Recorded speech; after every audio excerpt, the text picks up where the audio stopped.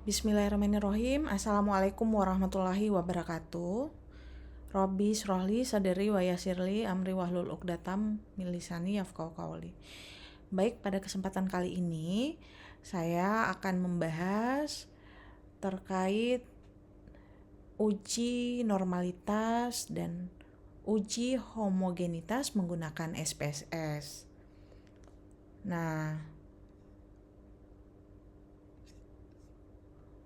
mengenai uji normalitas dan homogenitas, jadi kita melihat dulu terkait definisi dari uji normalitas adalah sebuah uji yang dilakukan dengan tujuan untuk menilai sebaran data pada sebuah kelompok data ataupun variabel, apakah sebaran data tersebut berdistribusi normal atau tidak. Kemudian uji yang digunakan diantaranya adalah uji Kolmogorov, Smirnov, dan uji Lilliefors. Dan untuk kesimpulannya kita dapat melihat data berdistribusi normal apabila nilai signifikansinya P lebih besar dari 0,05. Jadi acuannya adalah nilai signifikansinya lebih besar dari 0,05. Kemudian uji homogenitas. Dalam uji homogenitas tentunya digunakan untuk mengetahui apakah beberapa varian populasi adalah sama atau tidak. Jadi uji ini dilakukan sebagai prasyarat dalam analisis independen sampel t-test dan ANOVA. Kemudian uji homogenitas ini dapat dilakukan apabila kelompok data tersebut dalam distribusi normal tentunya. Dan untuk kesimpulannya, data disebut homogen apabila nilai signifikansinya P-nya itu lebih besar dari 0,05. Jadi sama ya ketentuannya, signifikansinya lebih besar dari 0,05. Oke, selanjutnya kita tentunya akan menyiapkan datanya ya. Untuk datanya di sini saya sudah melakukan penginputan terlebih dahulu di Excel ya. Nanti tinggal saya copy ke dalam SPSS. Nah, di sini untuk kasusnya ya ataupun pertanyaannya ada 2 SMK ya. Jadi ada 2 SMK, SMK 1 dan SMK 2 ya. Kita mau lihat apakah data nilai kelulusan antara SMK 1 dan SMK 2 ini berdistribusi normal atau tidak ya. Tentunya kita akan melihat hasil perhitungannya. Kita gunakan SPSS. Nah, di sini untuk datanya ada sebanyak 30 ya. 30 masing-masing 15 untuk SMK 1 dan 15 untuk SMK 2 ya. Oke, selanjutnya kita akan terlebih dahulu membuka aplikasi SPSS ya.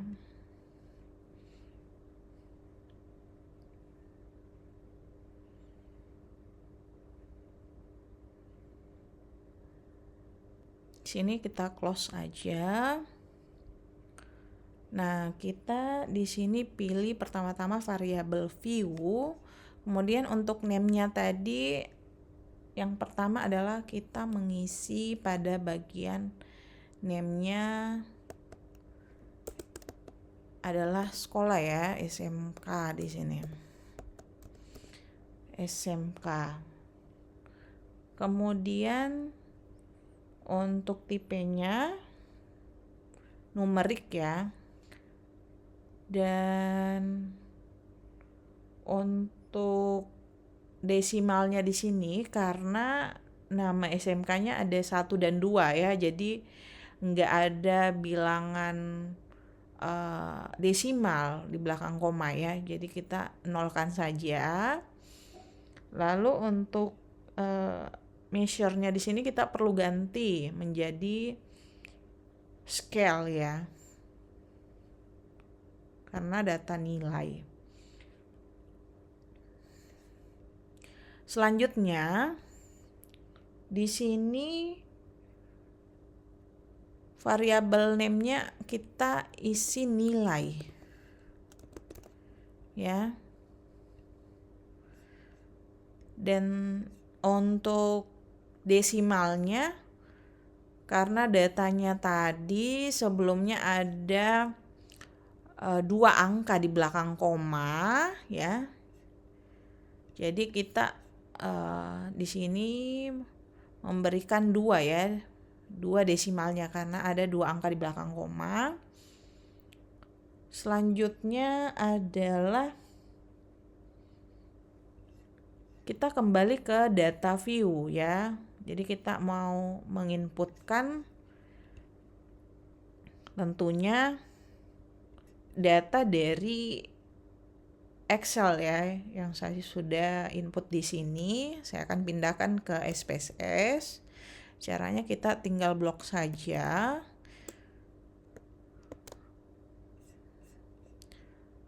Kemudian kita pastekan ya, Ctrl V.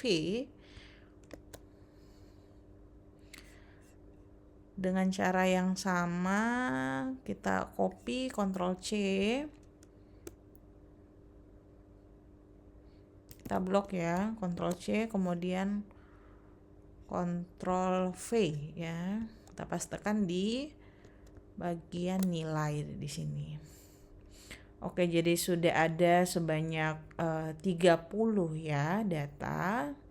Dari SMK 1 sebanyak 15 dan SMK 2 juga sebanyak 15. Oke, setelah kita isi datanya, selanjutnya kita akan melakukan analisis ya. Menganalisis apakah datanya distribusi normal atau tidak. Ya, gitu. Jadi kita akan mengetahui apakah datanya ini sudah terdistribusi normal ataupun tidak. Selanjutnya kita memilih analyze.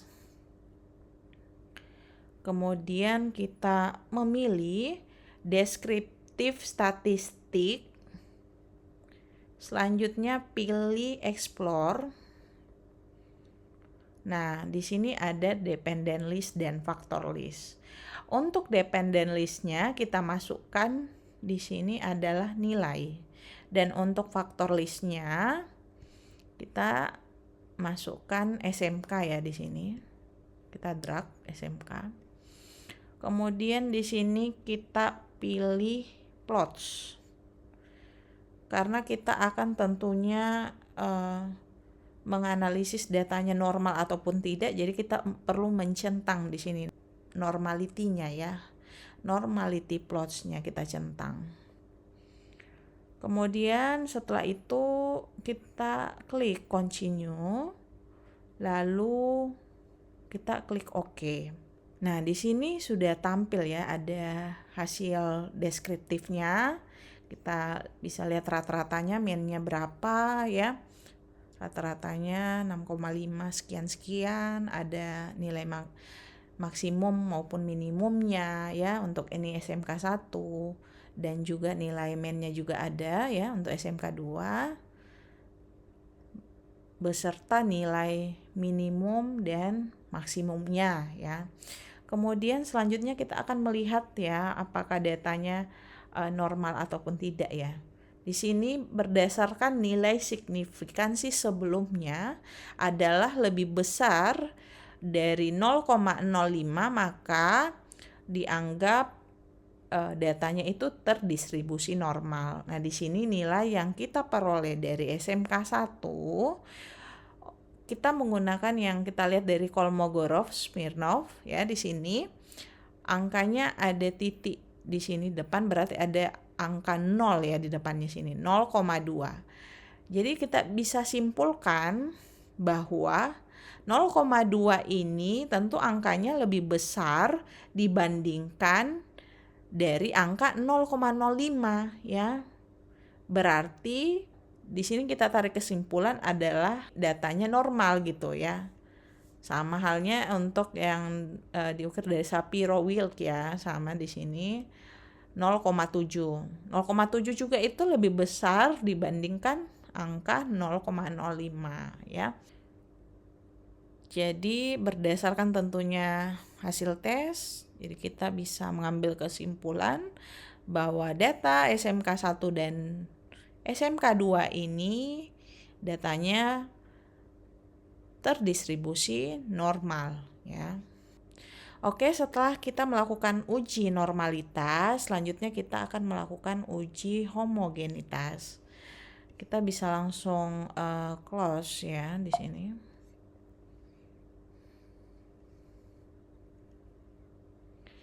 Kita pakai data yang sebelumnya ya, kita mau melihat homogenitasnya.